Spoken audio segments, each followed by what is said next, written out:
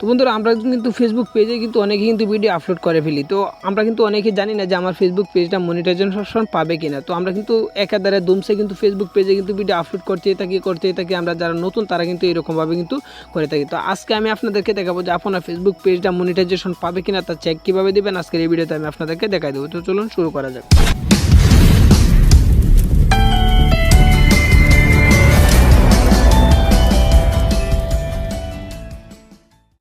তো এটার জন্য কী করবেন দেখলে আপনার ফেসবুক অ্যাপটা কিন্তু ওপেন করে দেবেন।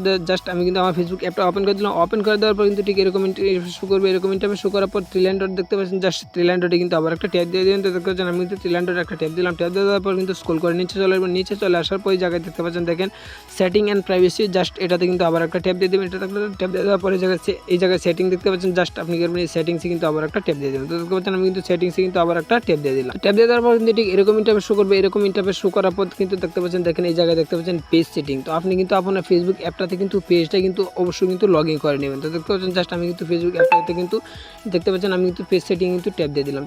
ট্যাপ দিয়ে দেওয়ার পর কিন্তু ঠিক এরকম ইন্টারফেস শো করবে। এরকম ইন্টারফেস শো করার পর কিন্তু স্ক্রল করে নিচে চলে আসবেন। নিচে চলে আসার পর এই জায়গায় দেখতে পাচ্ছেন দেখেন পেজ সুপারি। জাস্ট এই জায়গায় দেখতে পাচ্ছেন পেজ স্ট্যাটাস আপনি করবেন। জাস্ট এটাতে উপরে যে দেখতে পাচ্ছেন পেজ স্ট্যাটাস আপনি করবেন। এটাতে কিন্তু একটা ট্যাপ দিয়ে দিবে।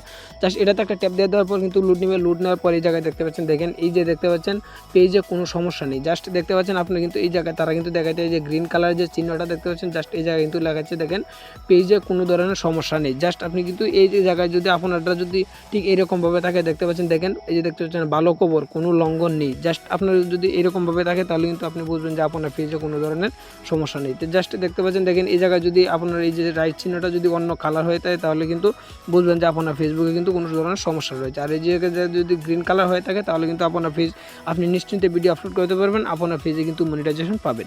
তো এভাবে কিন্তু আপনার প্রত্যেকে কিন্তু এগুলো চেক দিতে পারেন। তো আশা করি বুঝতে পারছেন। আর যদি না বুঝেন তো কমেন্টের মধ্যে জানাবেন। নেক্সট টাইম পরবর্তী কোনো ভিডিওতে আবার বুঝে দেওয়ার চেষ্টা করবো। তো আজকে পর্যন্ত নেক্সট টাইম পরবর্তী কোনো ভিডিওতে আবার দেখাবো। ততক্ষণ ভালো থাকেন, সুস্থ থাকেন, আল্লাহ হাফেজ।